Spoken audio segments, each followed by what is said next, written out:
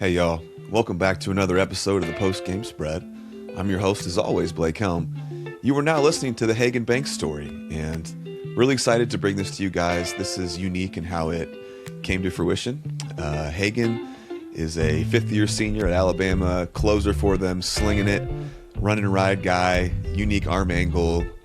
But he reached out to me after hearing me do stories on Will Plattner and Cade Snell, former teammates, and then I'm also going to be doing Rob Vaughn, the head coach, sometime this summer. So reached out to me and said, hey man, I've got a story to tell. I've been through some things. I'd love to tell you what I've been through and what Alabama baseball is all about. And I'm always looking for the universe to give me little winks and little signs. And there was my sign. And it's cool as this podcast has grown, and I used to have to seek people out. Now people are coming to me and said, hey man, I've got a story to tell. Can I tell it? And absolutely. So you guys are going to love this.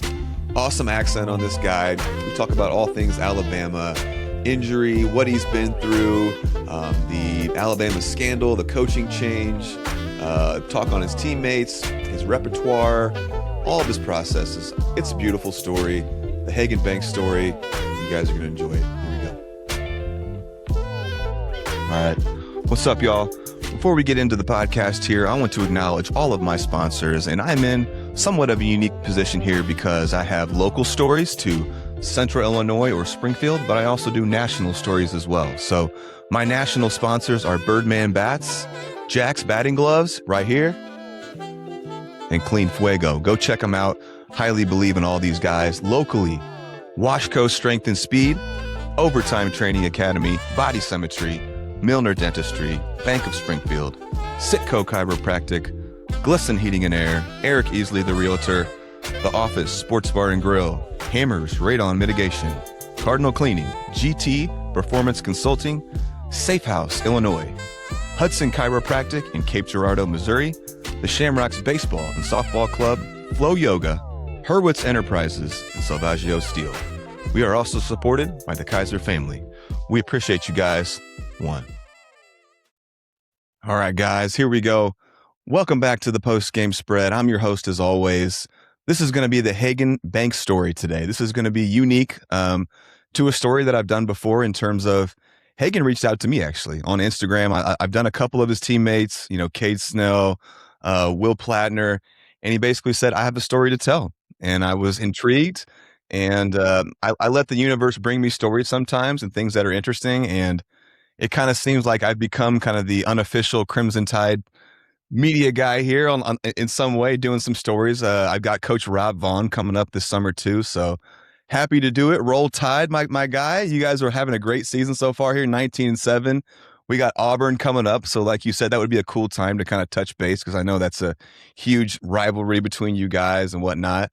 So let me do a little introduction for my guy Hagen here, redshirt senior for the Crimson Tide, hailing from Plainville, Georgia, by the way of Calhoun High School, in the midst of his senior year. And I got to ask you this. I am curious, why did you feel compelled to reach out and that you had a story to tell? Because, like I said before we got started, Cade was my roommate. So, coming from Dothan, being in the country, we're both country guys. Grew up hunting and fishing, and no, he's awesome, dude. I wouldn't trade another roommate for him. He was pretty special last year, especially coming off of TJ and the surgery that I had. He was always there for me, and we did a lot of things together. So whenever I saw you post the video with him and go live, I was like, I got to do this. So that's why buddy. I reached out. Let's go, man. Cool. So we're fitting this in the middle of the season, which is kind of unlike what I usually do too. I usually try to get, around the season, but we're fitting it in here. You got your series coming up here against Auburn. What does that mean to you guys? Crimson Tide, War Eagle, Alabama. Tell me about that. Oh yeah.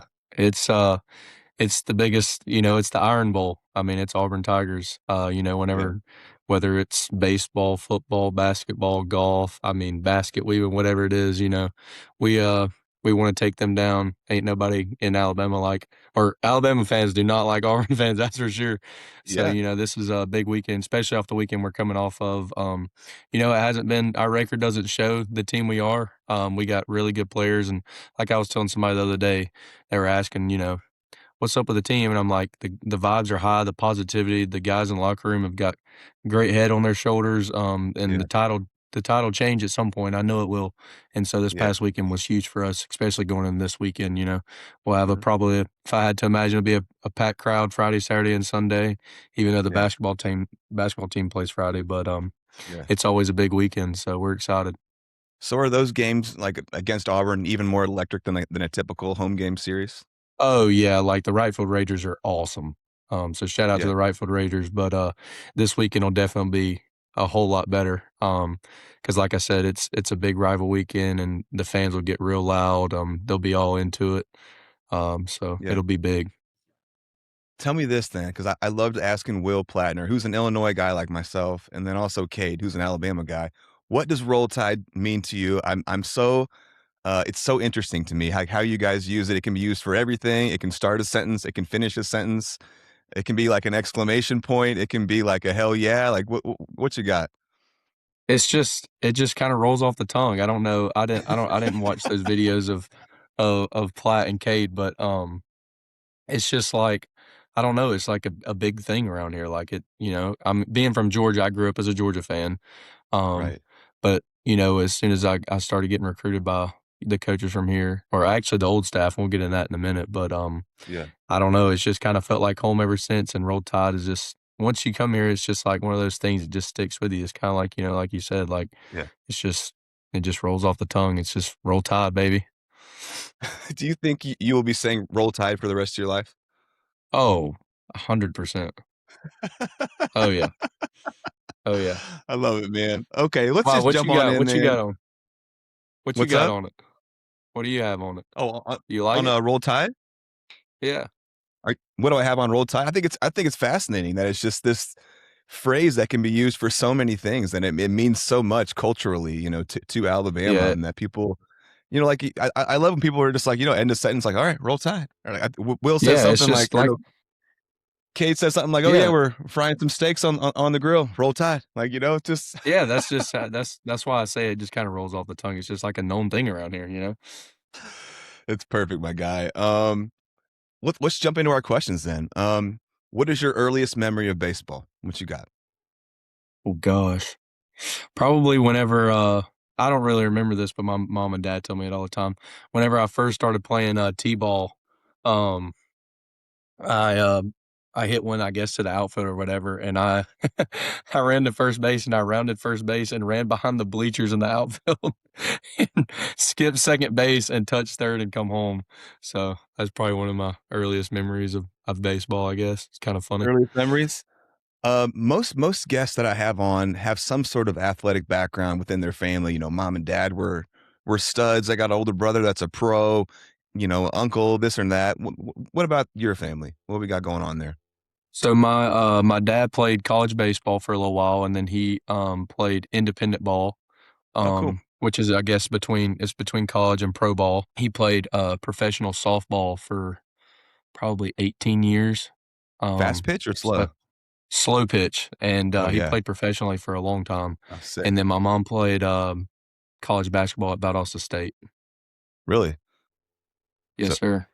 So in the genes there, as you could say, this is a fun one for me to ask. I call it the holy trinity of our great pastime, the father, son, and baseball.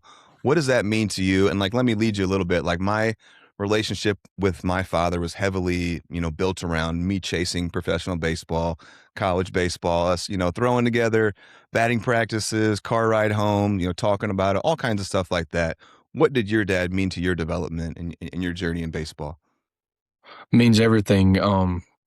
He's always been really hard on me, which I respond well to that. I need somebody who's constantly on top of me all the Mhm. time, like with anything, like getting ready for the day, or just with anything, like getting ready to go out and pitch and whatnot. But he's always been there for me. Like I said, like what you just said, like the car rides, I remember, getting in Yeah. the truck, and if I didn't play great that day, he was on me about trying to fix this and that. And looking back on it now, it's helped me turn out to be what I am now, and I'm grateful for that.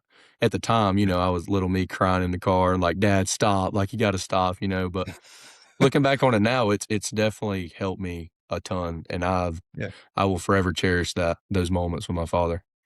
You got brothers and sisters? I do. I have a much younger brother, and then I have a sister that's a year younger than me that will graduate in May with a nursing degree from Georgia Southern. Oh, congratulations. When would you say the game of baseball grabbed you? You fell in love with it. You got anything there? Oh gosh, I mean, I guess ever since I was born, my Really? mom and dad got videos of me walking around with a bat and ball, like dragging it around when I was like 2 or 3 years old, and all the way up until now. I just have always played baseball ever since I was little. But it Yeah. kind of turned into I've always played all sports Hmm. because I was an athlete. But I quit basketball and football my 8th grade year going into ninth grade, and then I quit playing the position uh, my ninth grade year, and then just picked up being a pitcher only from freshman year on. Yeah. So then what about being on that mound by yourself do you love so much? Why does that resonate with you? Why did that become your path in baseball?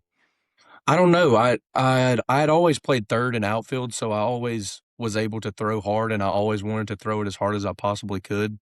Hmm. um, So whenever my coach, my ninth grade year, 8th grade and ninth grade year, let me pitch, I was throwing hard, but at the time I didn't kind of know where it was going.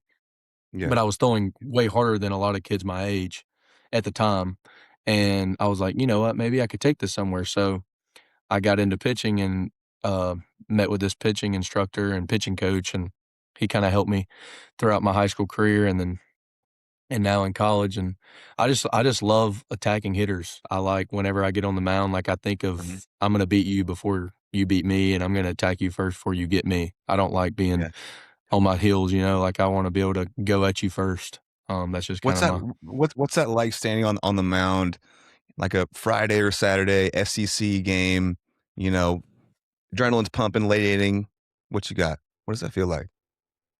it's the best whenever that gate opens and I get to walk out on that mound in the eighth and ninth inning, and I'm just thinking just make the most of it. You never know when the day's gonna end and whenever you're gonna, hang your cleats up for the last time, and I try to just make Right. the most of it, and I go out there and I tell my parents and family all the time, they're always asking like, "Do you ever hear us yelling?" Or I'm like, "No, I black Really? out." Like I don't remember much whenever I go out there. I just try to soak it all in and just take it one pitch at Be a in the time moment? and be in the moment and try to do as best as I can and throw with as much Oh, conviction as I possibly can.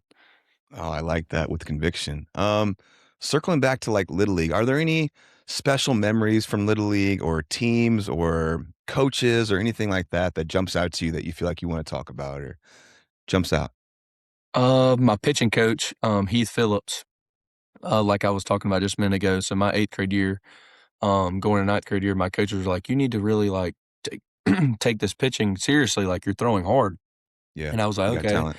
And so I got in touch with this guy named Heath Phillips, which actually helped me get here and with the recruiting process in high school because I didn't know anything about it. Like in Calhoun, like a small town, or I'm from Plainville, but I went to Calhoun, so it's small, real Yeah, country. Like I've always played sports, but I just didn't know much about it. So I met up with Heath Phillips, and he was like, "Man, we could really take this somewhere." So I started training with him, and then it kinda just turned out to be what it is now. beautiful. High school wise, were you on any travel teams that were important to you or special or worth talking about here? Oh, yes, yes. I Let's go. played Let's go. for the Orlando Scorpions Founders Club, Okay. Uh-huh.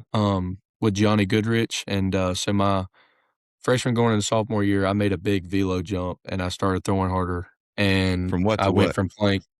I went from throwing like 84 to 85, 86 my freshman year at like 14, 15 years old Wow. to throwing like 88, 91 Sure. by before I went into my sophomore year of high school baseball season. So that's like That's really dealing. early. Yeah.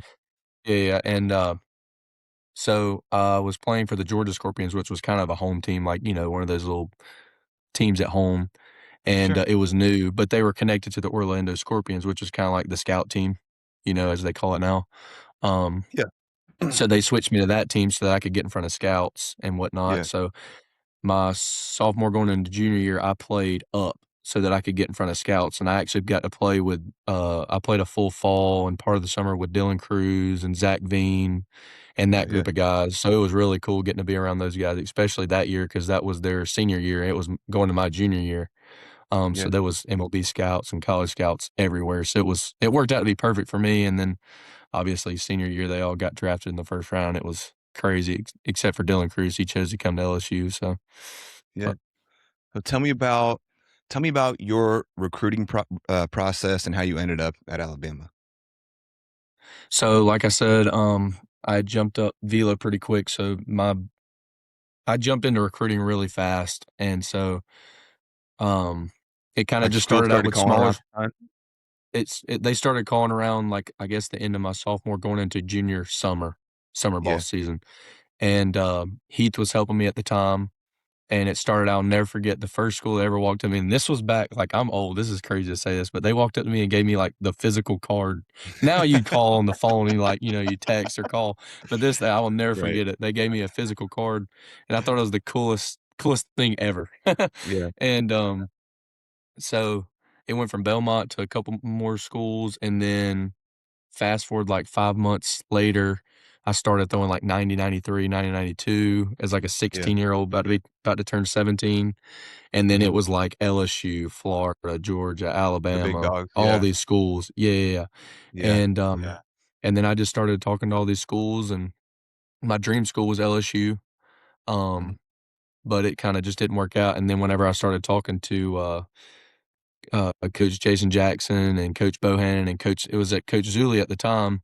He's not here obviously anymore, but um, I just fell in love. I told my mom and dad, and like I said, I grew up as a Georgia fan, and like that's just all I knew. Being from Georgia and being from a small town, my whole family's Georgia fans. My grandmother graduated from Georgia; she was a swimmer there, and Yeah. so that's all I knew at the time. And then whenever I started talking to my parents about Alabama, they were like, "Are you sure?" And I was like, "Mom and Dad, this feels like home."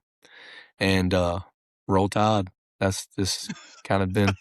I knew I'd get you a kick out of that, but yeah, no, that's what it's been ever since. Like my dad was like, "You sure?" And I was like, I'm for real, Dad. Like this feels right to me." And it's been the best ever since. I wouldn't trade these memories and these coaches for the world.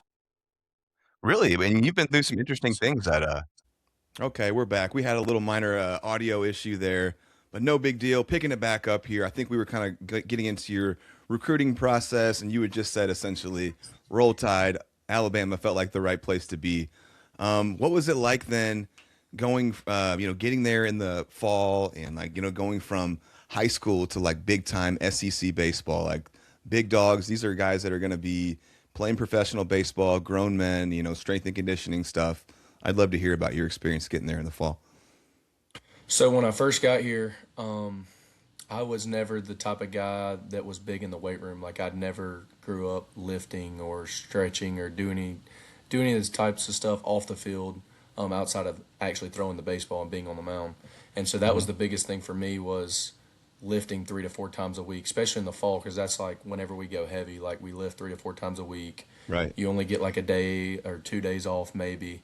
And the throwing load. I'd never thrown this much in my life. I was always used Yeah. to, them the coaches in my high school flipping me the ball on like a Thursday or Friday, and then I wouldn't throw till that next Thursday and Friday, and so I would just kind of make up my own throwing schedule. So that Right. was probably the biggest thing is the workload. Okay. Um, Circle back to high school. Were you getting pro attention? Was there any talk about getting drafted? I was so my senior year, I would have like anywhere from like 15 to 25 scouts that would show up. Yeah. My biggest issue in high school was my velo. It would fluctuate a lot. Like there were times where I would be like 88 to 91 or 92, and then there would be times where I was like 90, 94 up to 95. Like it just was Really? really weird. What Yeah, do you so it attest that was. to? I'm really not sure. Like my mechanics, like sometimes my Yeah. arm would be up on time. Like it just was like, Okay. like I said, like I went from playing a position to pitching, and I didn't really take it all that serious. And then when I Okay. started taking it serious, it was kind of so Yeah. quick that I think I just wasn't as tuned up. Like if I would have had all the outside help as far as like training facilities and stuff like that whenever I was in middle school and high school, I probably would be a whole lot different situation Yeah. right now. But just got to take what you've been given. Roll Tide. Uh, Roll Tide. how did you perform in that first fall? I did pretty well. So I Yeah. played. I didn't throw in any of the fall scrimmages. I think I was hurt. I think shoot, that was a long time ago. I think I was hurt in one of them, and I didn't pitch in the other one. And then I pitched like 12 or 13 innings my freshman year, so I did all right. And then I had arm issues towards the end of the season. It was just like overload, just like throwing. I wasn't used to it. My bicep was barking and stuff like that, and they just wanted to be cautious with it. It wasn't nothing crazy like surgical. Okay. And then I think I threw against Tennessee, against that crazy Tennessee team that year. That was a 2023 team that had Jordan Beck, Chili Gooberry, all those guys. So it was pretty cool getting to throw against them as a young pup. Yeah, I mean, I see 12 innings here, 3.75. So I mean, that tells me like there's some success, but they're not throwing you a ton. And so you said I had a few bicep? starts. They tried Yep. working me as a midweek starter to Yeah. throw more, and then like I said, I had a little bit of arm issues, so that's probably why I didn't finish with like probably 20 to 22 innings that year. So And I don't and have then you I went playing on to summer play. ball anywhere. I didn't see you anywhere. Did you go to any league I, after I this? played I played Amsterdam. I played for the Amsterdam Mohawks my freshman year. But I don't see For anything after that. That's it. No, I haven't. So Yeah, I'll tell you about interesting. that. So I played at Amsterdam in New Yeah. York my freshman year, and when I got back from that, I started throwing hard again, like I was in high school, Yeah. and then transferred into spring ball that year. So that's 2023. So our super regional year. I was a draft eligible sophomore. Hmm. So I had started off the year pitching pretty good, and then I kind of worked into Yes. being like that Friday mid reliever role, and then I Yeah. made a few spot starts against opened up. I think it was opening day or open SEC weekend. I started the Thursday night against Florida against Yeah. Brandon Sprout, and Yeah. then I went back to throwing out of the bullpen on Fridays, and then I made another spot start against LSU against Paul Skeens, which was the weekend of the gambling, which was the weekend of the gambling issue. So, Yeah. but Man. that's kind of how it went. Yeah, I've got you at 3.48 and 33 innings with 33 punchies, couple starts. Your sophomore year. We kind of jumped a little bit forward. After your freshman year, was there anything that was like really apparent that you needed to improve on? To put yourself in a better position moving forward. Yeah, it was just kind of my mechanics. Sometimes they tend to get out of whack when I'm not really focused on it a whole lot, and so I think that's just kind of what my main goal was, is to kind of get that stuff back moving into my Okay. sophomore year. Because I knew they had told me they wanted to use me a lot, but I just needed to get my Yeah. stuff to tick back up a good bit, so back to normal. And I think that's kind of what my main focus was going into that 2023 season. So What was that like starting against Paul Skeens? Cool experience. it was pretty cool. I was telling somebody about it a couple Let's weeks ago go, because a dude. lot of Tell me these about younger this. guys, these younger guys in the locker room like to give me crap all the time about being 23 years old and being in college for 5 years, but they I were was the asking me same about way, that dude. week. I was a fifth year senior too. They were asking me about it, I guess last week and whatnot. But no, yeah, I was. It was pretty crazy. My whole family was there. My whole Banks family was there, and I roll out there after Paul Skeens, I guess, goes three up, three downs, throwing 101. I'm like, oh my gosh, they're gonna think this 93, 94 is gonna be like slow as crap. Who? And so Right. I roll out there, and I was like, you know what? I'm just gonna send my stuff and do what JJ says and try to get the first three guys out, and that's Yeah. what I did. And I rode out there, and it was Dylan Cruz that led off the game, and his walkout comes over and or comes on the audio, and the mound starts shaking. I'm like, oh my gosh, I'm really feeling it now. Like the adrenaline was running through my veins, Yeah. and I step up there and I just sent my stuff. So it was pretty Oh, cool. oh man. It was That really is cool getting cool. to see Paul Skeens though. That was pretty cool. Absolutely. Well, I'm gonna tell you this before I ask you this, but every guest that I have on has complete control about what comes out. So if you say something that you don't like, or you don't like the way it was asked, or anything about your response, I can cut it out post production, no big deal. But I Okay. have to ask, I have to ask you about the scandal stuff, and I'm curious what you have to say about it, and what you want to say about it. But for those of you guys that remember this, pretty wild stuff. Coach Bohannon was fired for betting during the season.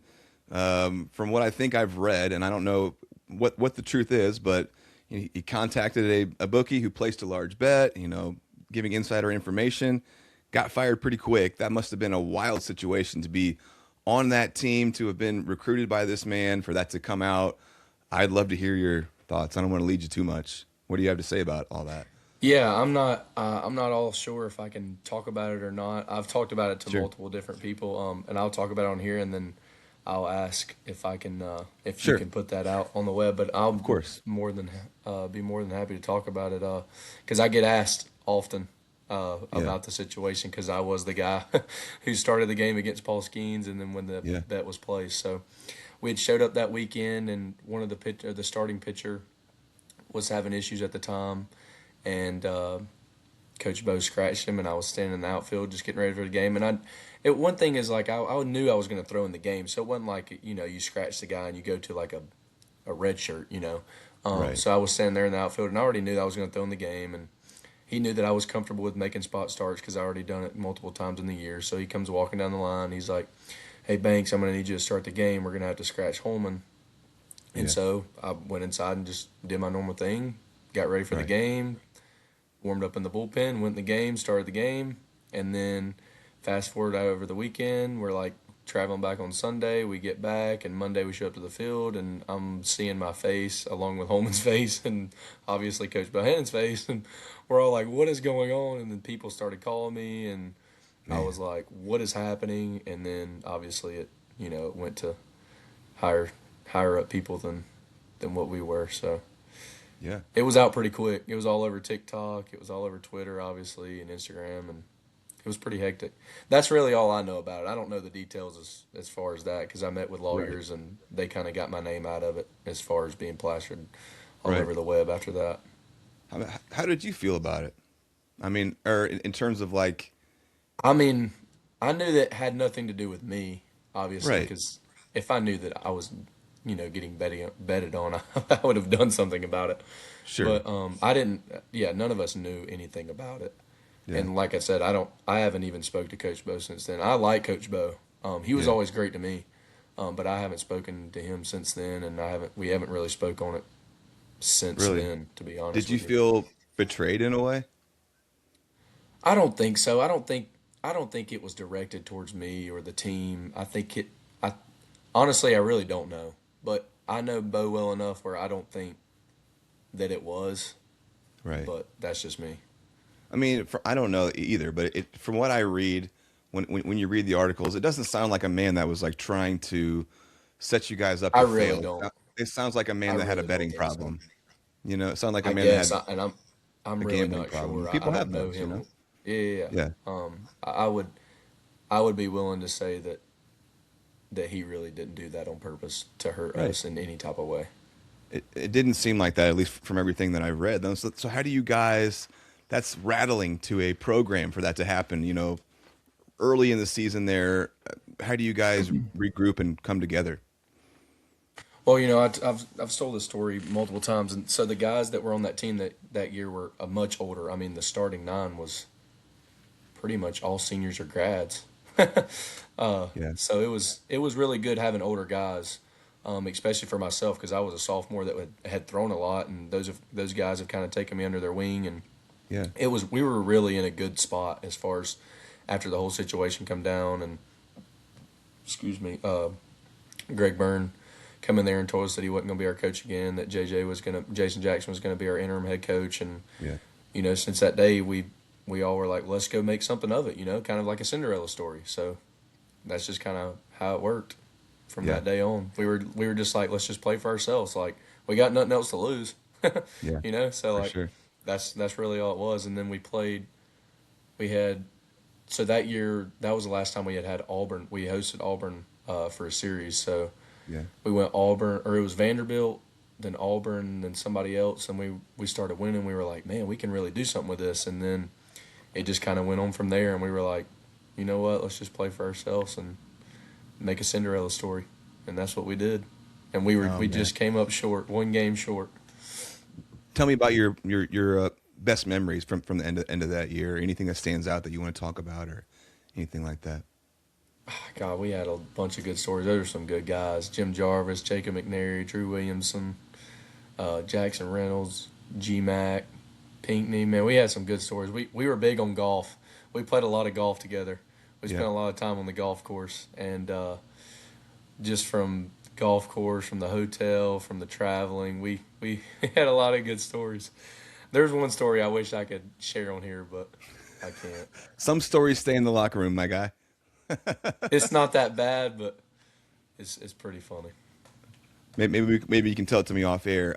In 2024, or I've got you not playing anywhere summer ball after this year. Is that accurate? I don't I see am it. not playing summer ball after this Why year. is that? Well, I'm pretty sure you can't play summer ball as a fifth year. I think you can only go to the No, no, no, draft league, no. which I After might. 2023. Oh, 2023. Oh, so 2023, I'd started at the end of the year. I had arm issues, Hmm. and so they told me I was going to go play for Harwich in the Cape Oh shit. to get ready for the draft because I was a draft eligible sophomore. Yeah. Well, I started having elbow issues, so they wanted to be safe and keep me back at home and just kind of rehab and do some stuff around here. And so that's what I did. And so I didn't play summer ball. And then going into the 2024 season, I was starting on Sundays, and my arm or my elbow had not gotten any better, and it just Yeah. kind of lingered around, and got worse. And then I ended up tearing my UCL against Georgia on that Sunday starting. Was it a pitch where you felt it go? It had been leading up for a while, and I had told JJ and Sean like, look guys, like, and Riley Quick had already gone down at that point early in Mm. the season, and I knew that my team needed me, and I knew that I needed to try to be there for them, and I tried to go as long as I possibly could until it actually blew out, and that's exactly what I did. I And it just was went. like JJ and Sean, like, let's just try to treat it as best as we can. Like, I know it's gonna go at some point, and Yeah. so that's what I did. That probably wasn't the smartest thing to do, but I wanted to do it for my team, and I wanted to do it for my teammates. And then so once it finally went, did you know right away like, oh, it's done? Oh yes, sir, I did. Yeah. It was As obvious soon as I mean it, I went from throwing like 90 something to like 84 really quick. right And away. so JJ and Sean walked out there in my training room was like, "Is it gone?" And I was like, "It's I'm done, JJ. I think it's time Sure for me to was. be done." So So that's where's what your head happened. at then? Because maybe going into this year, like you said, draft eligible soon. Um, that kind of a guy after this kind of a surgery, like where are we at mentally? So when I got surgery, I was like, it's Dr. Kane. I've always known Dr. Kane through over the years, getting MRIs or whatever for whatever reason.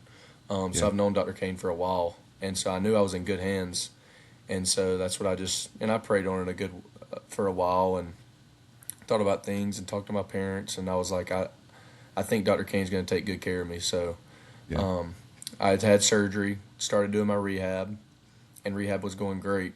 And that was when I was like, I'm going to be back. Like, I'm going to get back at some point. I don't know when. It might yeah, take 9 months. It might take 18 months. It might take 24 months. I don't know when it is, but yeah. I just kept trying to be positive about it. And it also helps that, in your back of your mind, you're like, your arm's healed. Like, it's Yeah. back to normal. It may not feel Better. like it, but it is. And Did it so it take a just while kind to of was like trust it again? it did. So I guess it was about 10 months in. So I had surgery April the 2nd, and I was back throwing in a game by opening weekend of that next year. So Oh wow, around like 10 to 11 months. quick. And usually it takes, some people are, I mean, everybody's different. Some people it's 12 months they're back and throwing full speed, like your velo's back and your mechanics Yeah, and stuff. And then some guys it takes 18 to 22 months. I was the 18 to 22 months. Like when I got back that opening weekend, I was expecting, to roll out there and start throwing 94 again and just everything was right. going to be okay, throwing strikes. And that Yeah, wasn't the case for me. I was throwing 87, 90, and I yeah, was like, JJ, I don't know what's going on. But I was getting guys out, so that's all that matters is getting guys out. And right. so that's really all it was. And so Has it I come all the just way back? it's getting there. It's pretty much all the way back. It's Yeah, been a whole lot better. So at the end of that 2024 season, so this past summer, I went and yeah, trained at a facility in Atlanta called Maven, which a lot of pro guys go there. It's kind of like Tread. I'm sure you've heard of that. yeah, But that's what it's like. And so Sammy and Travis there got me right. I went there. I was like, guys, like my mechanics are messed up. Like I had TJ about 10 to 12 months ago, and my stuff's yeah, just not back, and I don't really know what to do. Like I'm kind of at a loss.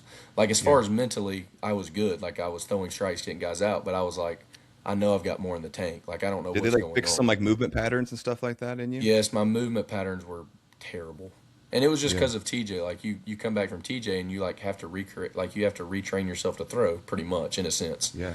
And it kind of took me a little while to get it back, but so I trained with them for about 2 months, and when I came back that fall, at the end of that summer, that start of that fall, when I got back to school, when I threw my first bullpen, I was like, oh my gosh. JJ was like, what did you do? and Yeah. uh, and so everything had started kind of flowing back, and it's been good ever since. Thank Well, goodness. what kind of stuff are they? What kind of magic are they doing down there then to get you right? At Maven, Yeah. I mean, they stuck me Anything on the unique? plyo wall. They stuck me on the plyo wall for about 2 months. So when I showed up there to do my assessment, I'm a stiffer guy, and they were like, "How in the world are you managing to do this at 87-90 fresh off of TJ?" And I was like, Yeah. "I guess it's just the competitive instincts, I guess." And they were like, "Well, we're gonna put you on the plyo wall, and you're not gonna leave the plyo wall." And I was like, "Yes, sir." And that's literally all I did for 2 months. I threw plyos, and I did Yeah. nothing but mechanical stuff for Okay. about 2 months. And I didn't Right throw a on. ball off the mound. That's why whenever I got back, JJ was like, "Holy crap! Like they really got you right." That's And cool, so man. that's it was pretty cool. I was, and it was also cool because I got to train with some guys I hadn't seen in a while, like other guys that were at other schools. Because Yeah. we showed up and there was kind of like a college group. Like there was a bunch of us college players that were all doing our. Cool atmosphere.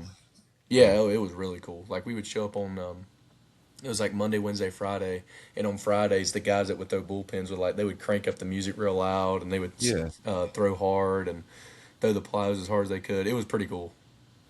For sure. Let me ask you this: fifth year senior. When the last game for the Crimson Tide ends in Omaha this year, what's next for you? Are you wanting to keep on playing? Are you gonna where are you at with that? Or like I'm not sure. What are you being told, or what are you hearing, or are you ready to hang them up? I guess the I no sir not at all. Here we go. No, I want to take it on to the next level. And that's the plan. That's the dream. You know, Yeah. ever since you're a kid, that's what college baseball players dream of. You know, when you get to that level, is to take it to the next level and go professional. So, you know, I just put it in God's hand. Just try to do everything I can to get to that point, but not try to put so much stress on myself. But you know, and if it doesn't work out for whatever reason, Yeah. I've always wanted to go into sales or do anything like that. I love to play golf and I like to talk and make new friends. So Is being drafted a reality, or is it more free agent or indie ball, or are any of those on the table for you, or I think what they are you all could be thinking? on the table. I'm not really sure, Yeah. but I think that all three of them would for sure be on the table. Okay, for sure. But this is not the end for you. I don't think so. I hope not. I love that. I see in 25 you made it back with some success, 3.72, 19 innings. I think you kind of talked about how you were feeling. Like you said, not quite all the way back, but now feeling pretty close as a senior. Is that pretty accurate? Yes, sir. Okay, and you're saving some games this year. Yes, sir. They've kind of moved me into that role. I mean, I'm an older guy. I've been in the Yeah, league. I'm really good at kind of controlling the game and not letting the moments get too high and yeah, do whatever I can to win the game for my teammates. right. Um, do you have a preferred role? Like, would you like to start or? I've done all three at this point, so Yeah, I'm really comfortable with whatever. Like I've told the coaches every year, I'll do yeah, whatever I can to help the team win. I don't really, I mean, I care, but I don't care. You know what I mean? But yeah. just to do whatever I can to help the team win, and yeah, just roll out there on Friday and Saturday and Sundays and do whatever I can to support them and be along them on the way. Roll Tide. Coach Vaughn has been very complimentary of you. I told you to have a ball. Do you have a ball somewhere nearby, or can you go grab one? I do. I'll grab one real quick. Scrambling. Here we go. This is my favorite part. I'll keep talking while he's looking for a ball, but I'm going to ask him to take me through his repertoire, how it has progressed over the years, and then show me, with some pressure, some fingers, some stuff like that, his grip. So, all right, looks like we got one. So I was just telling them, I don't know if you could hear me or not, but I'd love to hear your repertoire. how it has evolved over the years, and then maybe just a little bit about your grips and pressure and what you're thinking and stuff like that.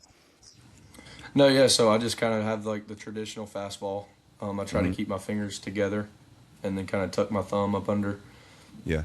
the ball at the bottom. And I'm the type of guy who throws a lot of fastballs. I just have always kind of leaned on that. I have a pretty good fastball, so that's kind of been my bread and butter over the Four years. and a two, Um, or what do you I got? just throw a four seam, just a four seam. What kind of, do you have any And then shape, or do you have any run or any movement on that, or what's I'm the like life a on it? I'm like a run ride guy. Yeah. Uh, I throw a lot of heaters. I'm like 75% heaters.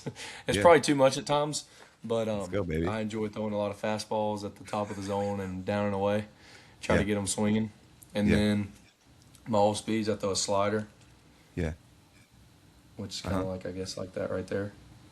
And then how are you And then I thinking of kind of that, just coming off, or what are you? kind of like if like turning a radio dial. If you think Yeah. about like turning a radio dial, so like at the very end, like kind of just like trying to like roll it off the middle finger, like your bird Really? finger. Okay. Yeah, yeah, yeah, just kind of like twist it at the end. Gotcha. And then I just kind of have a traditional just change up, like a circle change, Okay. and really trying And to like pronate it at the end, really trying to like bring it across the ball. when are you using that pitch?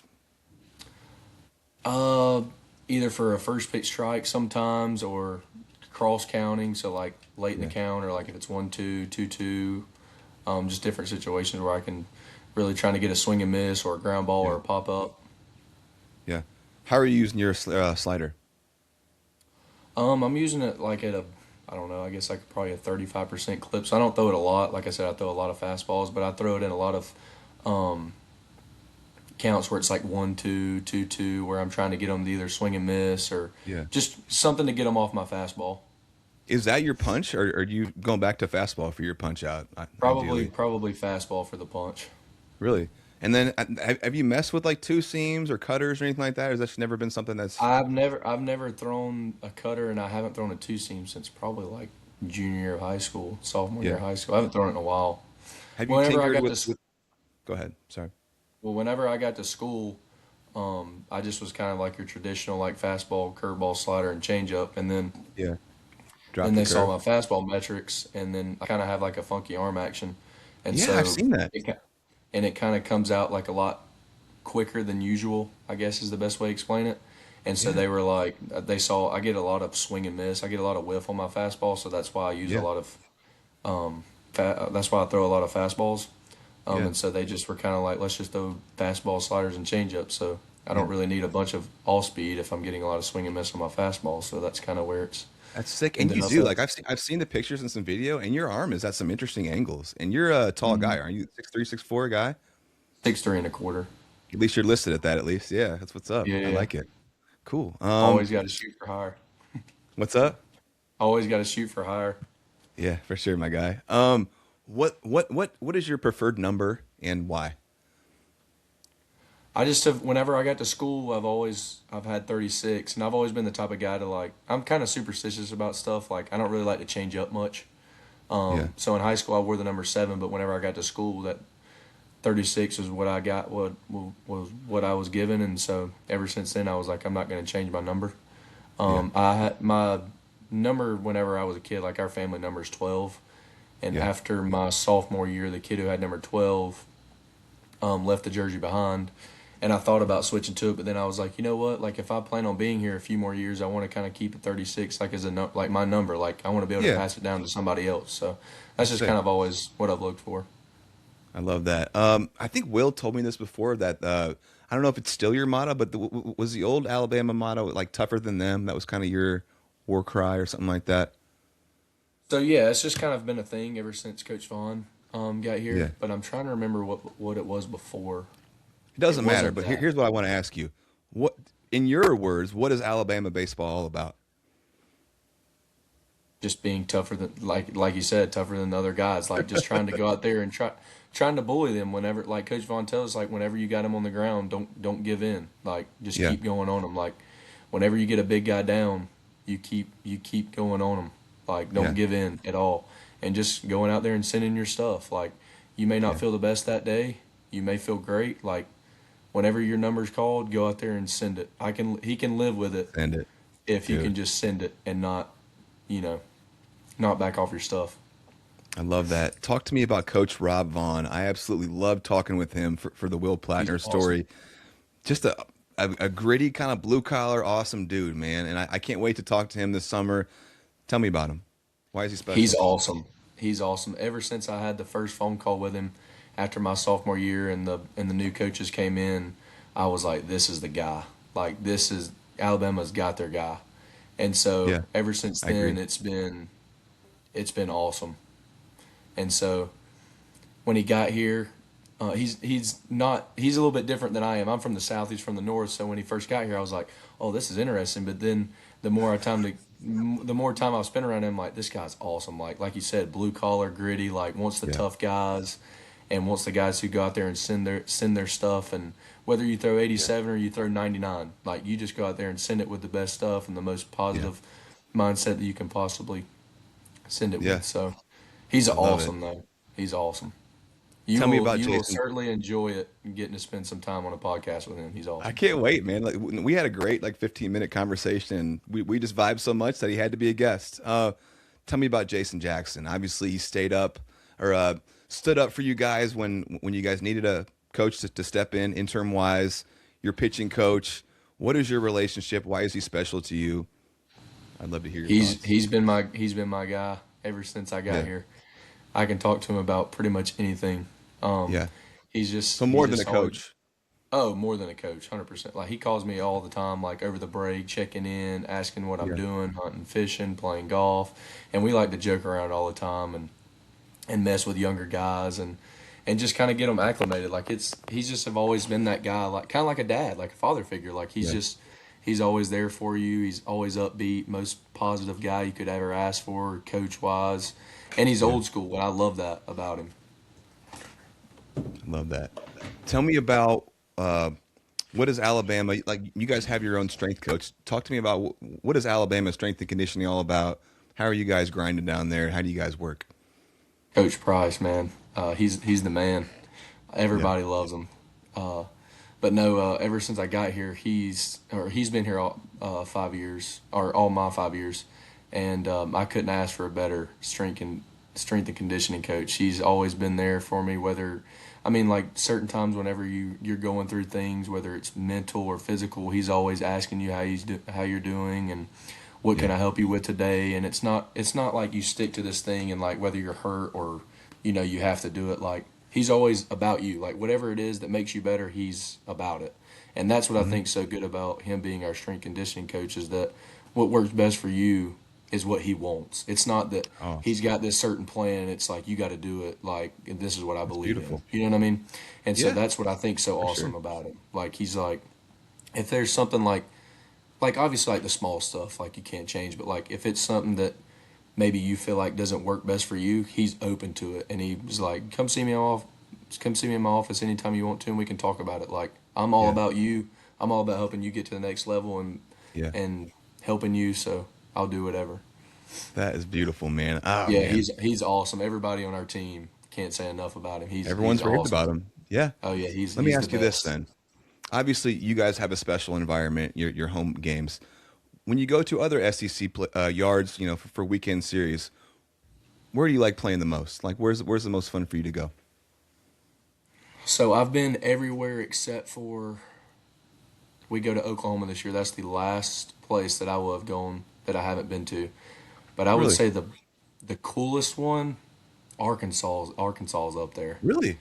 So Tell me whenever we why. went there my sophomore year, there was like 14,000. They were like up on you, like up on top of Yeah, me, and I was like, I love stuff like that, yeah. and it was sick. And their facilities their fans are great. Like Alex Box, LSU fans, Arkansas fans, like Mhm. Duty Noble at Mississippi State. Oh, dude, They're all Noble good special. Yeah, They're all good fans. Like yeah, obviously the baseball atmosphere has always been good, but when you have yeah. good fans on top of that, it makes a big difference.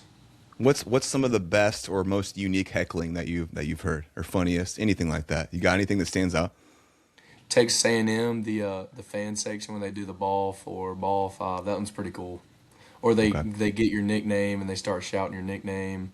Like hmm last year, Our Sunday guy, Bobby Alcock, was on the mound, and they were up there going, Bobby, Bobby. Like, it's pretty cool. Let me. I want to ask you some teammates questions, and I asked these to both Cade and Will. Who? Let's just say you can say you've been at Alabama 5 years now, so you can pick any teammate from those 5 years. Cool. Fastest guy. Andrew Pinckney. You got any stories there, or he just can just fly? He can just fly. I mean, it doesn't matter if he's laying down a bunt or hits a double or dribbles one back to the pitcher. I mean, Yeah. he's pretty fast. Okay. Best outfield arm. Andrew Pinckney. This okay. There we go. Uh, Yeah, best he's got all best the infield. tools. He's got all the Best in tools. Best infield arm. best best infield arm. Yeah. It's tough. It's tough between Jim Jarvis and LeBron.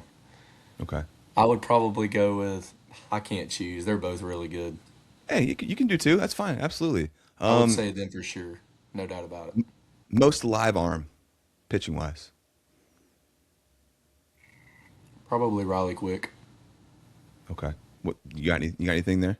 Just throws heat. Throws it with a lot Yeah. of conviction. Big guy. I mean, Electric. I mean he's 6'6", 6'7". I mean, What 245. is I mean, that's a big old dude. you said this multiple times now, and I like how you say it. What does throwing with conviction mean to you? Means like just throwing it with every ounce in you. I mean, just trying to beat them. Like whether you throw 90 or 100, like just throwing it with the most attitude that you can possibly throw it with. Like think of it like throwing a punch. Like if you're Yeah. gonna hit somebody, you might as well hit them with whatever you got. I love that, dude. Perfect. Most juice. Who's got the most pop? Most juice, probably Justin LeBron. Yep. Let's go. Funniest teammate. Oh, Tyler Fay. It's not Tyler even Fay. You got close. anything? Can you share He's a anything? mess. He's just one of those guys in the locker room that's just it's always something. I mean, whether it's jokes or wanting to mess around with you or Yeah. whatever it is, he's a mess. Who's best athlete? Probably Justin LeBron. Really? Hardest worker. Ooh, probably probably Will Plattner. Will the Thrill. I love it. Best He's hands. awesome. I love Best Will. hands. Yeah. Ooh, probably Jim Jarvis. Jim Jarvis. Wisest teammate. Like if you had to go to someone for some advice, who would you go to? Kate Snell. Cade Snell. I love that, Kate dude. I Snell. loved it. I so had a great conversation with him. That This is a guy. funny That one. guy. That guy is the man.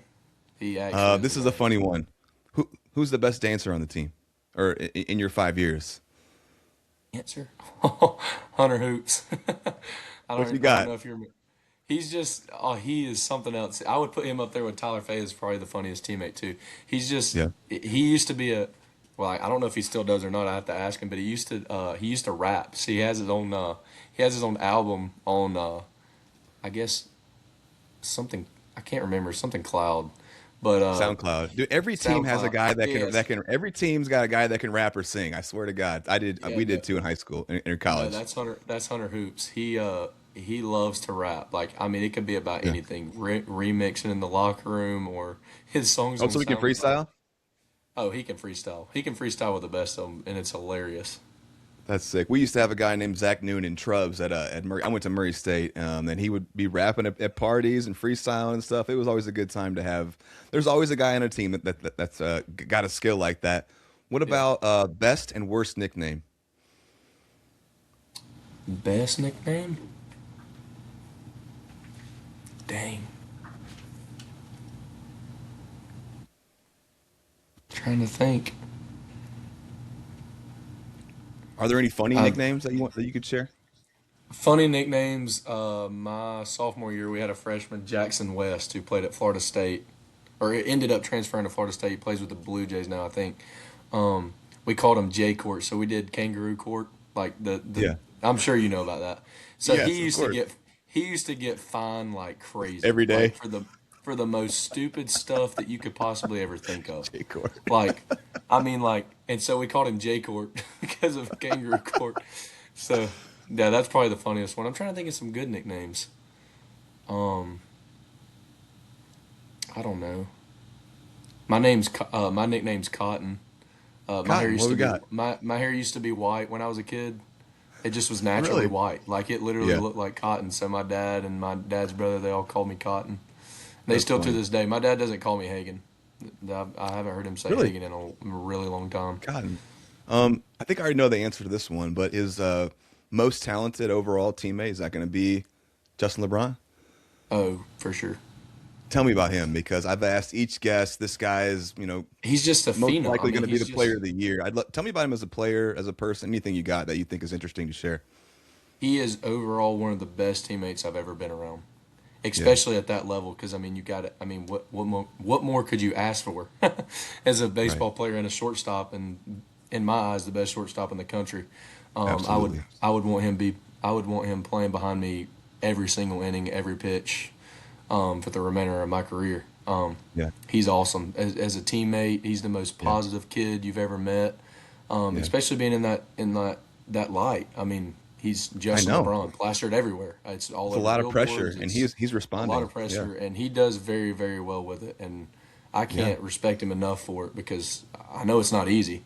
right. But yeah, he's an extremely good athlete. I mean, it's whether we're going to play basketball or, I Yeah. mean, heck, I've never seen him play golf, but I would imagine he can hit a golf ball 300 yards and it be in the fairway. Like I Was would, it I wouldn't put it past him.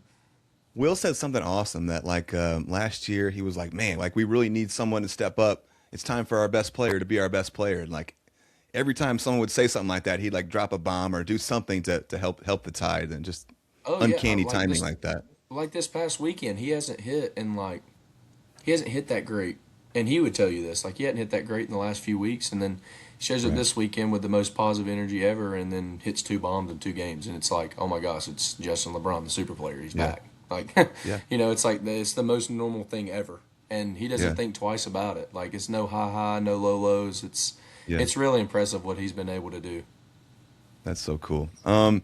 Let me circle back then. I wanted to ask you some more stuff about your pitching stuff here. Where did I just had it? Oh yeah. Oh, here we go. Who are a couple of your favorite all-time pitchers?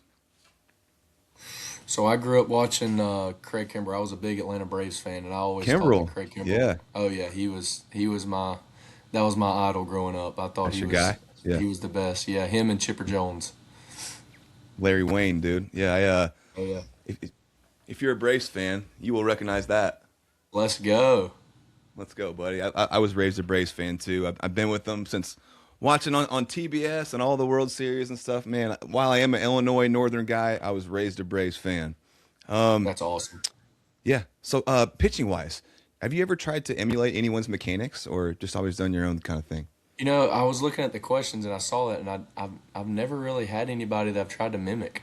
Yeah. I always grew up watching Craig Kimbrell. Whenever I was a kid, Right. I tried to pitch like him, but not anymore. Like, did you do the whole But no, thing? yeah, I used to try to do it when I was little, but I don't do it anymore. That would be obnoxious if you were still trying to do that. I mean, he's the only one that Oh could pull yeah. that shit off. It probably wouldn't go real well as with all the rules now with the pitch clock and all that stuff. Mental prep wise, do you do anything special? Any prep work, routine? Is there anything that you feel like gets you right or anything like that? I don't. To be honest with you, I try to. I don't think much whenever I go out there and Yeah. pitch or before the game. Like I'm one of those guys who's real open ended. Like I Okay. like to have a lot of fun, but whenever the gate opens and I enter the stadium, like I'm really good at focusing on stuff like that, like being Yeah. able to flip the page, like flip my mind really Good for you. quick and get my mind off Good of for you. stuff like that. Yeah. So I've never been the type of guy who really needs to work on the mental side stuff. It's kind of just Yeah. not came easy to me, but it's kind of been normal. I've never been the guy who like really needs to talk to somebody about something, Yeah. or if something don't go great that night, that I'm like instantly on my computer looking at stuff. Like That I was just me. try to not Keep think it about simple, that buddy. type of Yeah, stuff. absolutely. I try to Good keep for it as you. simple as possible. Absolutely. That's an asset, my friend. What is your favorite baseball smell or smells of all time? I know it's kind of a weird question, but I think it's a fun one. Like, what do you mean smells? Fresh cut grass, pine tar, the bus, hot dogs, the crowd, beer, anything. Probably. It sounds crazy, but probably the grass. Yeah. Like I always can smell the grass on our field as soon as the gate opens. That's always the first thing that I can really like sense Yeah. whenever I step onto the grass. Like I get that like real dry, like real sharp smell of the Yeah. grass. Okay. What most fun year in baseball and least fun year in baseball, and why? The most fun year was probably that 2023 regional year, super regional Yeah. year. We just Hmm. were all insanely close. Like we did Yep. everything together. I mean, whether it was bus rides to us traveling up to Birmingham to play top golf and with a group of like 15 people, or when Sundays we got off, we would take like 15 to 20 people and we would go get like 4 to 5 tee times and we would play like golf tournaments between our teammates. Like the best person was with the worst and the second best was with Yeah. the second to last worst person. Like we just Yeah. did we just did cool stuff together all the time. And then last year's team was really close. Okay. Tell me about your glove model of choice, brand, webbing, color. I want to hear all the little pieces of it. So I don't remember all the stitching and stuff on my glove, but I did. So last year I did the snakeskin on the Wilson A2000, Yeah. and I did black and crimson, and I always put number 36 on the front, and I always put the Bible verse Jeremiah 29:11 How on the big is it? back, and then 11 and three quarter guy, 12. What do you got? I think it's 12. I think both of my gloves are 12. Okay. What about the web? I can't remember what webbing I did. It was more. It's just a closed one where it's fully Okay. closed. Okay. Is there anything? Do you have anything special on like how you break in a glove, glove conditioners, anything like that? I don't use any conditioners, but I do. My glove has to like sit perfectly. Like I always mess with my glove. I'm always making sure that like I like to flare out the inside part. Hmm. I like to flare that out, and then I'm constantly playing with it all the time. Like I can't have it where it's like a pancake, if you know what I'm saying. Like Yeah. so, I mess How, with my glove all the time, and I like to how have many a gloves? long string coming out the Really? back. Yeah, I'm Why is big on that? having a long string. I don't know. It's just like because I like to play around with my glove. I don't know. It's just kind of always been a thing. Like it's like this long. It's really bad. Really? Yeah, yeah, yeah. Off coming off your pinky? Off the pinky. Yeah. Interesting. Okay. Spikes, turfs, moldeds. What you got? You have a Spikes. favorite Gotta go kind? spikes. Yes, I wear Jordans. I always get custom Jordan Jordans. guy? Let's I'm a big go. Jordan Me guy. too. Me Big too. Jordan guy. Like the cleats I did this year. I went crimson and white with an Alabama A, and then I did my Are Bible verse on the side. are they Jordan ones or what are they? They are Jordan ones. Yeah, Oh, yeah, the low sick. ones. So sick. Are you a Jordan guy outside of baseball too? I do. I have a few pair of Jordans. I like wearing Dunks. I like wearing all kinds of shoes. Me I'm a too, big buddy. shoe guy. I got a lot of shoes. Me too. What are your thoughts on long toss? It's interesting. I think it's good for certain people. Especially if like you're trying to work on throwing harder, or especially if you're a stiffer guy. I think long tossing is good because you work out.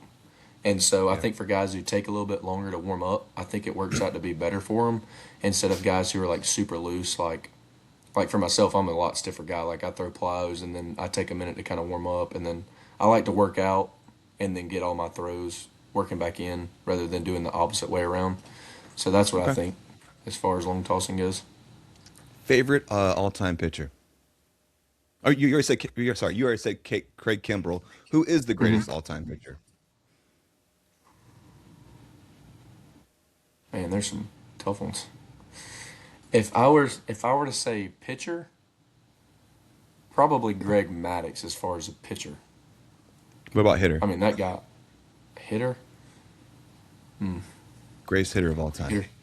Greatest hitter of all time. Man, I love me some Chipper Jones. That guy can Chipper, swing it. Larry Wayne, baby. Oh man, Yeah, absolutely can't beat it. Larry Wayne's Um, good. Larry Wayne's good. Tell me this. I've never asked a guest this, but I'm excited to. It's my first time asking it. If you could play catch with anyone all time, who would it be? Hmm. Probably, I'd like to play catch with Roger Clemens. I bet that'd be pretty cool The Rocket. Why? because he throws a lot of heaters. I would like to see that. I mean, obviously, it would be a lot different now because he's much older, but I think it'd be pretty cool playing catch with him. Well, let's just say you're playing catch with someone in their prime. Let's just still a Rocket. Yeah, I would still say Roger Clemens. Can't go wrong there. What is the best and the worst baseball movie of all time? Best baseball movie of all time. Love 42. For the Hmm. love of the game. I love For the Love of the Game. Um, The Rookie is a really good one. The worst baseball movie? Dang, I'm not sure. It's a tough question. Don't got one. I haven't really watched any. What was yours? Do you got one? What I think is the worst? The worst, yeah, yeah. Um, Angels in the Outfield isn't great. Summer Catch is awful. Um, I could agree on the Angels in the outfield. That one's not that yeah. great. Summer Catch is the one with Freddie Prinze. He's in the Cape. It's terrible. I don't know. A lot of guys probably your age haven't even seen it. You probably have no idea what I'm even talking about, do you? I know the Angel has falls, and I don't think or not Angel has fallen. Angels in the outfield. Um, I haven't heard of the other ones. Yep. What's the one Summer though Catch is with terrible. the what's the one with the hitter that's based on a real story where he has the ankle issue and he like shows up to hit BP and does the tryout or whatever. Oh, what's that movie called? That's a really good movie. I'm I not can't sure. I'm remember what drawing it's a blank called. on that one. You like Mr. 3000? Yeah, I do. That's an That's interesting a good one. reference there. That is a Yeah, good that's a one. good one. Let me ask you this. You're a fifth year senior. The guys on the team call you Unc, or do you got any funny nicknames being the Oh old yeah, guy? they do. Yeah, they call me the old guy.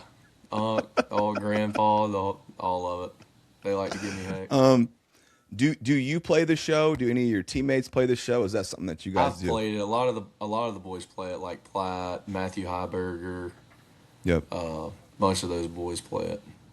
I'm not Okay. big. I used to play Xbox. I mean, I got a brand new Xbox, and I haven't even. It's maybe got 45 hours on it. I haven't played it a whole lot. What entrance music are you using this year, and what have you previously used? Are you talking about like my walkout song or like just music in Yeah, general? yeah, Oh, yeah. Your so I've walkout. always in the past 5 years I haven't changed it. I've always used "God's Gonna Cut You Down." Really? Why? Um, it's just I love that song. I love Johnny Cash, and it's always been a good walkout song, and I've used it ever since my freshman year, and I haven't really changed it. Yeah. Okay. It's Um, just kind of been a staple. you've already named Maddox, Craig Kimbrell, and Chipper, some of your favorite Braves players of all time. Do you have any other ones that were some of your guys? Hmm. Trevor Hoffman's pretty good. I like Trevor Hoffman, especially Okay. now being I guess in the closer role. That I kind of look up to that. That's pretty cool to go Sure. back and watch Trevor Hoffman. And dude, crazy how he dominated with a like a 90-mile-an-hour fastball, just like the Yeah, he didn't throw change like from hell. crazy hard. He just yeah. It's just weird mechanics. Like it's just crazy. Yeah. Okay. Give me this. Choose an all-time five-man rotation. Who you got? Roger Clemens, The Rocket one. Yep. Greg Maddux, John Smoltz. Maddox. Smoltzy. I love it. Got to give Honestly, Smoltz you could love. just choose like a whole Braves pitching I lineup know from the 90s, right? back then was pretty Glavine. good. Yep. Yeah, you can put Glavin in there. That's four. What about five? I Ooh, what love about some Glavine growing up. Satchel Page? That's There probably we pretty cool, go. right? That's a great one though. That's a great reference there. Um, how do you pass the time on the bus rides? We play a lot of Mafia. I'm sure you've heard that. We play a Yeah, lot of Moth. Yeah, we play I a think lot I of think Platt said Moth. that. Our so our bullpen over the past few years, we like to fight a lot, like play Yeah, fight, try to get under people's skin. And try to get, it's kind of stupid, but it's just kind of been our thing here at Alabama. Like we've all like the bullpen's always been like the guys who fight and yeah. just kind of do crazy stuff on the bus, and of course we play a lot of Mafia. There we go. Is there any inner dialogue for you when you're out there on the mound? Like what do you mean? Like what type? Just thoughts going through your head, like once you're getting your Like I pitch, said earlier, I don't think about much. Like keep it I really blank. try Yeah, to keep it simple. Yeah, like I really black out. Like that's I don't beautiful. remember much. Like my parents and my family always often ask me like, do you hear us yelling or do you ever see us or you like And you're see just like, certain nah. people in the stands? Like do you remember stuff? And I'm like, not really. Like I don't really remember much. Like once I come off the mound and I go do my arm care, like Yeah. I honestly forget what goes on. Like, honestly. Like, I'll often ask people, like, No, I it's don't even cool. remember You're how like many so in the strike. moment. Like, That's beautiful, like, I'm so in the moment, like, I often forget how many strikeouts I have. Or, man. like stuff that most people would, like, try to remember. Or you're like, think Yeah. about those things after the outing. I just don't, I just don't, like, until like our analytics guy or other pitching coach like brings our little paper sheet in and it's got all of our metrics and stuff on it and how many pitches we threw and Yeah. walks, runs, strikeouts, and I don't even know how many strikeouts or innings or anything No like that clue. until the next day until I look at it. I'm like, oh, I had like Yeah. 3 or 4 strikeouts or I had 1 strikeout. Like I don't really remember much. Keep being like that, buddy. Do you have a most memorable punch out of all time? Probably Dylan Cruz to start the game against LSU because we were Yeah. teammates and whenever Coach Bohannon came down the line and told me I was going to start, I went in there Yeah. and obviously got on my phone and let all my family know that I was starting because they were there and what to expect. And instead of expecting me throwing in the fifth, sixth, and seventh, I was going to be throwing in the first. And Right. so before the game, I texted him. I was like, I can't even remember what I said. I was like, "Oh, I'm coming for you. I'm gonna get you today." and he just sent back a laughing emoji and then first at bat of the game, I strike him out looking on a fastball away, and I was like, Did I you guys got look at him. each other? Like was there a moment? I don't think so. I don't think so. I think he just walked off. He was like stunned. He was like, "Oh my gosh, backwards K, start the game." And then next at bat, he comes up and hits a home run off of me. I'm like, "Dang!" So he Got canceled your it back. out. Yeah, he got me back. Do you remember the longest home run ever hit off you? Or is there one that stands out where you're like, geez, I'm trying to think. Oh yes, Corey Collins hit a let's absolute go. bomb off of me. Tell me about it. The This is always same the funny. same game the same game that I tore my UCL in. It Yeah. was the same game. First at bat, bomb like to Just the right to the house up there in right field. I don't know if still you've ever going? been to the Georgia Uh-uh. Stadium. Yeah, yeah, it's still going. Like at night, if you go out and look outside, you might still see it flying. Have you ever had a funny mound visit or a funniest mound visit? Something said out there, a funny conversation or anything like that? Yes, I have. So Let's go. my sophomore year at Missouri, I come in the game and I'm dealing like I'm throwing really well. I don't remember the stat line or whatever, but it was like 3 innings or something. Yeah. I had some strikeouts, like had some big innings where I got out of some jams, and JJ comes strolling out of the mound, and I'm like, JJ, I'm not coming out of this game. Like it's not happening. And he's like, "Oh yeah, you are." And I'm like, "No, I'm not." And he's like, "Yes, you are." And I was like, "Yes, sir." And I took my tail and I walked off the field, and all the players were laughing at me. I was like, "Yes, sir." I was done arguing. He loves that type. He loves that type of stuff. But he thought it was hilarious after he come at dinner that night back in the hotel. He was like, "Don't ever do that again to me." And he was joking, but it was one of the moments that me and JJ had had. And Jim Jarvis at the time like comes up to me and was like, "Dude, that was the funniest thing I've ever heard." That one got my funny bone there, dude. Yeah. Do you have any superstitions? I do. I do not let anybody put their hands in my glove. I Really? can't stand it. Yes, I cannot It drives stand you it. nuts. Yep. I mean, I don't know if somebody's done it without me looking, but I don't like people putting their hands in my glove. Dude, I was the same way in high school about my bat, and I was kind of a jerk about it at times. Have you ever had any tense moments like you gotta snatch your glove out of someone's hand? Like, don't be doing There that. was one time. There was one time, and you're gonna get a real good kick out of this one. It was pretty cool. So my glove, my sophomore year, it was a red Rawlings. This was when we were Rawlings, Yeah. and it's early in the year. I don't even think we had made it to SEC play yet, so it was still good and fresh. And I was like, this is perfect. Like nobody's put their hand in the glove that I'm aware of. And Nick Saban is throwing out our first pitch that day, and Yeah. somebody in the dugout grabs my glove No. without me knowing and flips it to No. Nick Saban. And so Nick Saban uses my glove to throw out the first pitch. And I'm like standing there waiting for him to come walking off the field. Obviously, I'm not going to say anything to Nick Saban. And so he like hands me my glove, and I'm like, he's like, "Thank you," and I was like, "Oh, you're welcome." And I was just like, "You got to be kidding me!" And then, and then after I was like, "Well, maybe it'll give me like superpowers." So I just kind of stuck with it ever since. And so now it sits up on the mantle at my house, and I will never touch that glove ever again after that moment. Really? That's oh Yeah. man, that's a great So story. I'm so it's glad pretty I cool. asked that. Yeah, it's a pretty cool story. Yeah, if it was anybody, it was gonna be Nick Saban. Nick Saban. Yeah, it's a pretty cool moment. I think you've already given some gratitude to some coaches that were special to you along your career. Have we left anyone out? Is there anyone influential that we've left out that deserves a little bit of shine now that we haven't given it to yet? Um, my head coach in high school, Chip Henderson, he's an old school guy. Hmm. I certainly enjoyed having him as my coach all 4 years. He does things the right way. I mean, and he would tell you this. He might not be the best coach of all time, but he goes about it the right way. He's not going to play the kids that their parents or the principal or the Yeah, the mayor of Calhoun or whatever it is. He's not going to play the guys that the kids have a lot of money and want to pay. You know how it works. You know how it is in high school, and absolutely. that's just I love that about him. He's going to do it the right way. He's going to play the best nine on the field, and that's what it's going to be. And I Shout out. certainly enjoyed having him as my coach all 4 years of high school. And then after my senior year, he left after I graduated. So, and I still talk to him from Perfectly time to put. time, and he still coaches. So, Beautiful.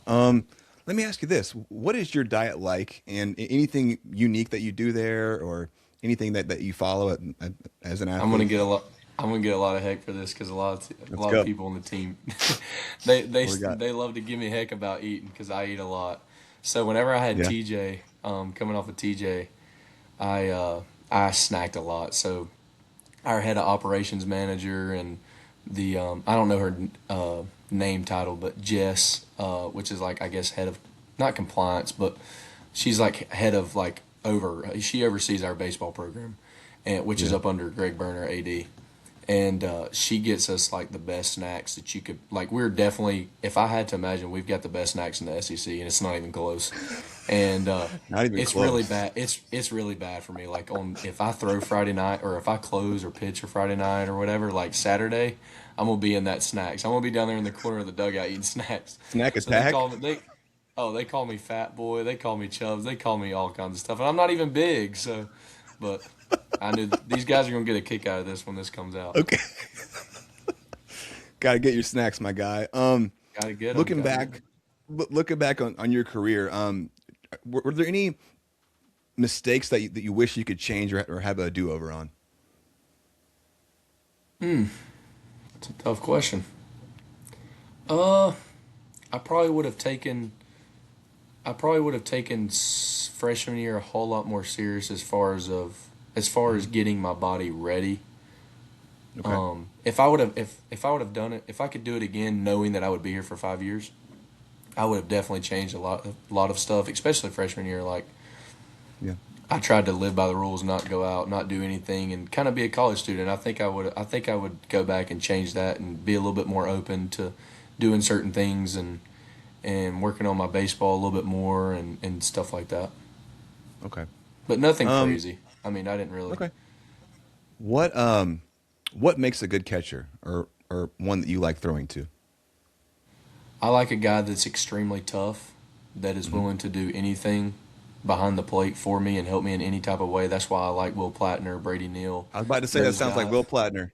I mean, that's Will Plattner to a T. And Yeah. I love throwing to Will Plattner and Brady Neal. I mean, those have been my guys the last few years. And now even with Johnny Yeah. Lim, I like throwing with Johnny Lim. But Will Yeah. Plattner and Brady Neal are those guys that I just extremely have a lot. I have a lot of faith in. I mean, when those guys are back there, I know I'm going to get their absolute best, no matter how they feel, no matter if they take one off the inner thigh or off the neck, Yeah. off the throat. Like those guys are just they're dogs. You know, I love like they'll that. do anything to help me, and that's what I want. Tell me a little bit about Will Platner. I think he's a special guy. Obviously, getting named captain, getting that number 3 jersey. What you got on old Will Platt? He's awesome. I mean, he's your funny guy in the locker room, but when it's time to flip the switch and go out there on the field, he can. And Yeah. like I said, I love having him behind the dish whenever I'm pitching. He'll do anything to help me in any type of way, whether that's coming out there on the mound and just kind of slowing things down and talking Yeah. through things, or you know whether blocking up a 3-2 curveball in the dirt off the chest. Right. Like he'll do whatever he can to help the team win, and that's kind of what I like to do. And I feel like we work really well Yeah. together. So I have certainly enjoyed being around him. Love some I need to Will. get Um, I need to I need you're to obviously get like, what's up? I need to get a charger. My computer's about to die. Just give me two Okay. seconds. Yeah, buddy. And I can obviously edit this out, or I can just keep talking through it. It depends. I'll probably just edit this part out. Looks like we are at 1002. Give me 2 seconds. Yeah, buddy. No rush. We're close to the end here, so we've been cooking pretty quick here.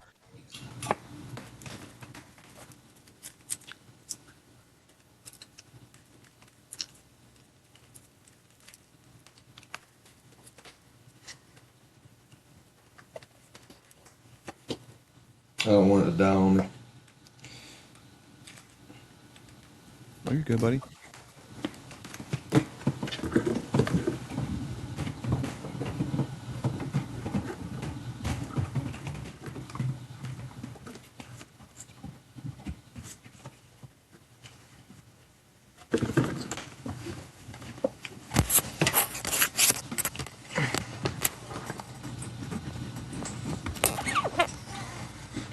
All right, where were we? Sorry.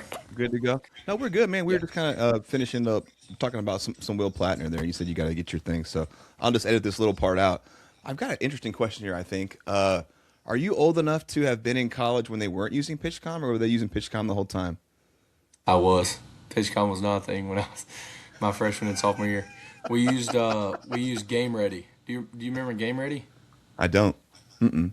It was kind of like a thicker PitchCom, and it had Okay. it was digital, so like you could see it like. So for us, it was like if like a fastball away for us is a 1-3, Yeah. and it would say like 1-3 on it, and that Yeah. would be like fastball, and then it would Yeah. say like if it was a pickoff, it would say I think it said PCK, like an abbreviated pick, Yeah. and then it said off, like it would be like a pick off or pick to first or something like that. That's what we used my freshman year and sophomore year. It was it was thick. It looked like it almost looked like an Apple Watch. Yeah.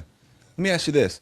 Do you think there's some art of the game lost in doing the PitchCom stuff? Like, given the choice, would you rather just be you and the catcher figuring it out? Sometimes yes, just because of the way the game is. But I Yeah. also kind of like having the pitch come in my ear. Just kind Really? of because it's simple. It just says fastball away or fastball Yeah. in or curveball down or whatever it is. Is it your pitching coach's voice, or is it like a auto voice, So or what is I it? so it's actually Coach Price. So Oh, whenever good. you get your pitch com stuff, you gotta Yeah. have to go like sit in this room where like there's no noise And set and you it. talking and set it. And it's Coach Okay. Price and it's his voice. It's like mine. It's real country. And so when it comes on, Yeah. it's like fastball. It's Fastball. interesting. It's so funny. Yeah, it's funny. I never knew that. I never knew it was you guys' actual Yeah. voices, and like, so it's just like a Yeah. pre-recorded fastball. That's what it is. Mm-hmm. That's what it says. That's great. That's With funny. respect to the locker room and things that stay in there, are there any pranks or funny things that have happened while you were there that you can share that could be public? Trying to think. Some pranks that we've done. Um. Yes. So last year, I've always been big on having cologne in my locker. Okay. And last year, it got to the point where we started spraying people's stuff before practice, and we would go outside, and the coach would be like, "Why does somebody smell like they're about to go on a date or like go somewhere nice?" And it was like, I'm trying to remember what it was Versace. And, like people would have Versace on their practice shirts, and we would like get in the huddle and everybody like get up in a circle, and everybody would be like, Why does somebody smell like they're about to go to like out to dinner or something?" So that became a thing. We like prank younger players. It was funny. Yep. And this is a broad question, so just answer it the best you can if something just jumps out to you right away. But in what ways do you feel like baseball has shaped you as a person?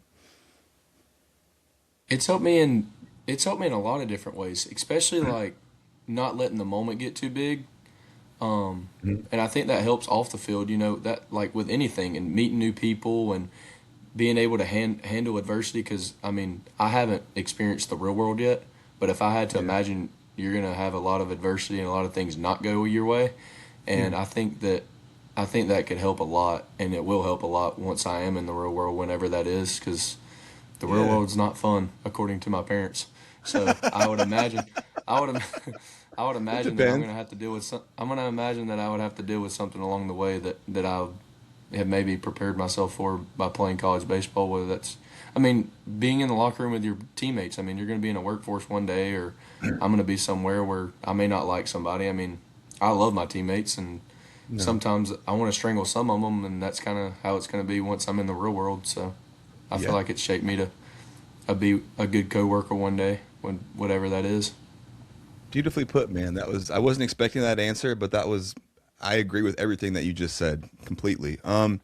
Looking back on your career thus far, what are you most proud of? Um, that's a tough question. Most proud moment. Like what you mean as far as like performance or just with Anything. It anything? could be your comeback from TJ. It could be, TJ, I learned a lot about myself, I bet. and that's what kind of my parents were like. They were like, you've been here, you've pitched in this league, but now you're about to face something that, well, I guess in this day and age, a lot of people are facing. A lot of people have TJ. It's like it's like a revolving door. It's like every other day, you hear about somebody Sure. having TJ. And so whenever I first had it, I was kind of stunned. I was like, I never thought that I would ever have it. And so when Dr. Kane had told me that I tore my UCL and I was going to have surgery, I was like, man, like this is a whole year, like, because I'm a huge competitor. Like I like to be on the field no matter what. Like I like to Yeah. be in a fight. Like I like to be in the fight. And I was sitting there thinking to myself, I was like, this is going to be a long time. Like this is going to be. I'm going to learn a lot about myself, and I did. I tried to be the best teammate as I possibly could. I tried to influence younger guys. Like I remember Hmm. Zane Adams being a freshman, and he may not remember this, but I do. Um, Me sitting in the dugout and me having a cast on my arm and the brace or whatever, and he was running out there being our Friday night guy or Saturday, whatever he was, or maybe Sunday, and him being fresh out of high school, like Yeah. taking on that role, and I'm like sitting there talking to him in the dugout. I'm like, look, man, you're gonna cherish these moments. Like you're gonna look back in 2 to 3 years, and you're gonna be a high level athlete, high level pick in the draft, and your name's gonna be plastered everywhere. And it's gonna be times like this where you learn a lot about yourself. Like don't just go out there and be yourself. Like Yeah. it's just take it all in. There's no reason for you to go out there and panic. I understand that you're 17, 18-year old throwing against 22 to 23-year-old guys in the Yeah. SEC, but just cherish it, man. Just go out there and send your stuff, and whatever happens, happens. Like there's nothing for you to lose. And I feel like that helped me become a better teammate and a better person individually, and try to look towards something positive other than just sitting over there and woeing me because I can't throw and can't do anything for myself. So Beautiful, man. Um, we're close to the end here. Are you a religious guy? Does it play into your baseball and how you operate there and all? it does a little bit. I'm trying to get more involved in it. I'm not as much as Cade, and that was one thing I love about Cade. Him being my roommate and him always being on that type of stuff, and we Yeah. would talk about certain things from time to time. And like I said, I have the Bible verse Jeremiah 29:11, Yeah. which is God's always got a plan for me no matter what. And Yeah. talking with Cade over the last year, like it's been really helpful to kind of lean on God, and you never know like whenever you need Him or whatnot, and always Yeah. seeking through Him, because He put us on this earth for a reason. So Yeah. Do you ever have baseball dreams? Like not like a dream of no, playing professional yeah, baseball, yeah, but no, I at get night what you're when you close saying. your eyes. I haven't had one in a while, But do so you I ever? can't really speak on that. I have before. I mean, I don't Okay. really remember them, but I Okay. definitely did. Obviously, when I was a kid, but not as of lately. I haven't. Let me ask you this: if you could sit with 18-year-old yourself for one inning in the bullpen, what would you tell him? I would tell them to go out there and send your stuff and not think twice about it, and whatever happens happens. Because my senior year of high school, I got caught up in all the pro scouts and all that Yeah. stuff, and I wish I could go back and tell my 18-year-old self to like just go be yourself. Like don't think about all the extra stuff or the money or all the spectacular stuff that an 18-year-old would see when you start talking about professional athlete, and you see all these. Yeah. You think about all the guys with all the money and the cars and the stuff and all the intangibles that go along with it, and you kind Yeah. of forget to think about yourself.